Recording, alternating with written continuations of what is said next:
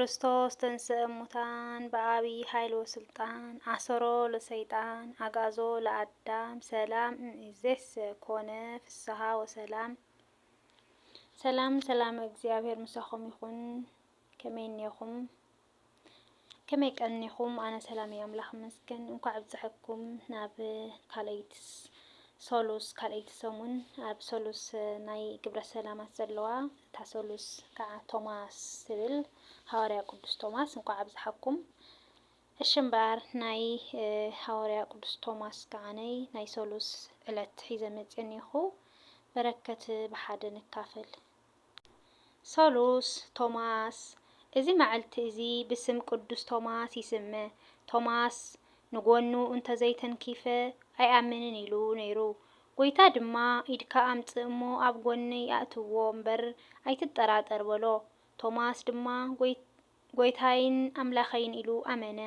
ወንጌል ዮሃንስ ምዕራፍ 20:27-29 ቶማስ ዲዲሞስ ማንታ ተባሂሉ ይጽዋዕ ነይሩ። ካብኡ እንመሃሮም ዓበይቲ ነገራት ቅንዕና ቶማስ ዝተሰምዖ ጥርጣረ ኣይሓበን ኣይኣምንን ክብል ከሎ ንርእሱ ይኹን ንኣምላኽ ኣይተዓሸወን። እምነት ብግልጽነት ብሕቶን ከም ዝጅምር የርእየና እዩ። ናይ ቀረባ ርክብ ድልየት ቶማስ ብወረ ጥራይ ክዓግብ ኣይደለየን። ንሱ ምስ ጎይታ ናይ ብሕቲ ርክብ እዩ ደልዩ። ንሕና እውን ኣብ ክንዲ ሰባት ስለ ዝበሉኒ ጥራይ እንኣምን ባዕልና ምስ ኣምላኽ ክንራኸብ ክንጽዕር ከም ዘለና ይምህረና እዩ። ተኣምር ከይረኣናዶ ንኣምን ወይ ርኢና? ጎይታ ንቶማስ ክምልሰሉ ከሎ ዝረኣዩኒ እሞ ዝኣምኑ ብፁዓን እዮም፣ ከይረኣዩ ዝኣምኑ ግና ዝያዳ ብፁዓን እዮም። ዮሃንስ 20:29 ተኣምር ጥራይ ምጽባይ ተኣምር ጥራይ እንተደሊና እምነትና ኣብ ስምዒትን ኣብ ዝረአ ነገርን ጥራይ ዝተመስረተ ይኸውን ማለት እዩ። እዚ ድማ ተኣምር ኣብ ዘይረኣየሉ ግዜ ክንጠራጠር ይገብረና እዩ። ከይረኣኻ ምእማን እዚ ማለት ብቓልእ ኣምላኽ ብተስፋኡን ምእማን እዩ። ጎይታ ሎሚ ብስጋ መጺኡ ኢድካ ኣብ ጎነይ ኣቱ ኣይብለናን እዩ። ግናኸ ብመንፈስ ቅዱስ ገይሩ ኣብ ልብና ይትንክፈና እዩ።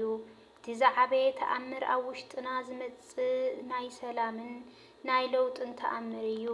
መብዛሕትና ከም ቶማስ ኢና። እዚ እንተ ኾይኑለይ ከኣምን እየ፣ ወይ እዚ ጸገም እንተ ተፈቲሑ ኣምላኽ ምሳይ ከም ዘሎ ክፈልጥ እየ ንብል ንኸውን። ቶማስ ምስ ተጠራጠረ ካብቶም ሃዋርያት ኣይተፈለየን። ንሕና እውን ኣብ ግዜ ጥርጣረ ካብ ጉባኤን ካብ ጸሎትን ክንርሕቕ የብልናን። ቶማስ ሓንሳብ ምስ ረኣየ ካብ ኩሎም ንላዕሊ ዝዓሞቐ ናይ እምነት ምስክርነት ሂቡ።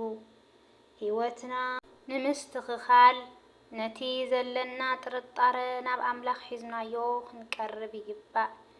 ህይወት ቶማስ ዘርአየና ኣምላኽ ንተጠራጠርቲ ሰባት ኣይድርብዮምን እዩ። የግዳስ ንጥርጣረኦም ንምፍታሕ ባዕሉ ይሕተተሎም እዩ። ንሕና እውን ጎይታይ እምነተይ ኣጽንዐለይ ኢልና ክንጽሊ ይግብአና እዩ። ገድለ ቅዱሳን ኣሜን ኣሜን። ዝወደቐን ዝነጥበን ብኣፈ ትጉሃን መላእኽቲ ተኣረመለይ። ብድጋሚ እንቋዕ ንሃዋርያ ቅዱስ ቶማስ ኣብፅሐና። ብሓቂ ንሕና እውን እቶም ዘይረኣዩ ዝኣምኑ ብፁዓን እዮም ይብሉ እሞ ኩሉ ግዜ ተጠራጠርቲ ዘይኮናስ ኣመንቲ ክንኮን ፍቓዱ ይኹን።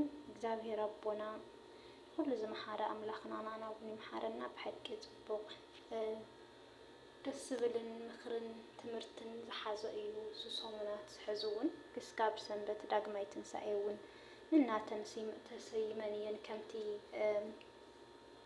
ናይ 40 ጾም ዝነበረት ሰሙነ ሕማማት ማለት እዩ። ነናይ ባዕለን ስያመ ነይረን ኣንሽካብ ሰንበት ሕጂ እውን ናይ ባዕለን ስያመ ኣለዋን ማቴስ ካብ ዳግማይ ትንሳኤ ንዓና ዓብይ ትምህርትታት ዝሓዛ እየን ንዓና እዩ ኩሉ ነገር ዝተቐረበልናስ ንዓና እዩ እሞ ሰሚዕና ኣተግበርቲ ክንከውን እግዚአብሔር ፍቃዱ ይኹን ይቅርታ ጋጋእ ዝብል ኣብ ምንባብ ንእሽተን ማለት ከምዚና ልብኻ ትስረቕኻ ናብ ሰብ ገለና ብስራሕ ከምታት ስለ ዝኾነኒ እዩ ጋጋእ ዝብል ግን ከዓመሊሰ ስለ ዘንብቦ ናፍቲ ተመሊሰ ዘንብቦ ቃል እግዚአብሔር ነስተውዕል እምበይ ሰብ ተጋግዮ እንድሕር ንርኢ ኮይና ኣይርደአናን ወይ ከዓና ወይና ርእስና ንስረቕ ማለት እዩ ስለዚ ናፍቲ ካልኣይ ደጊመ ዘንብቦ ዘለኹ ንስማዕ ማለት እዩ ምክንያቱ እዚ ቀሊል ኣይኮነን ቃል እግዚአብሔር እዩ ብዓብዩ ኣይኮነን ሽንፈለልና በልናስ ማንም ተመሲጡ እውን ዝጋገ እዩ ስርሑ ዝሰርሕ ዘሎ እና እስካብ ብካልእ ቪድዮ ዝመፀኩም ሰናይ ቅንያት ቪድዮና ከዓ ላይክ እናገበርኩም ንባዕልና ንኩላህና መምሃር ስለ ዝኾነ ላይክ እናገበርኩም ሸር ከም ዝብለልና ገበርና ኣይወፅን ዘሎ ዩቱብና ይወድቀና ኣሎ እና ንዓና እውን ክጠቅመና ንኣናኹም ትምህርቲ እዩ ንባዕልና ንኩላህና ዝጠቅም እዩ ንከታተል ማለት እዩ እስካብ ብካልእ ቪድዮ ዝመፀኩም ሰናይ ቅንያት ክብራተይ ሰናይ አውደ ዓመት 12ቱ ሐዋርያት አንዱ የሆነው የጌታችንን ትንሣኤ ካላየሁ አላምንም ጎኑን ካልዳሰስኩ አላምንም ያለው ከ12ቱ ሐዋርያት አንዱ የሆነው የጌታችንን ጎን በመዳሰሱ የማትሞት ሕያው እጅ ያለችው ቅዱስ ቶማስ አዎ በአካለ ሥጋ እያለ ቆዳውን አረማውያን ገፈውበት በዛ በተገፈፈው የአካሉ ቆዳ ደግሞ ሙት በማስነሳት ተአምራትን በማድረግ ብዙ ተአምራትን እየሰራ ክርስቲያኖችን ያጠመቀው ሐዋርያው ቅዱስ ቶማስ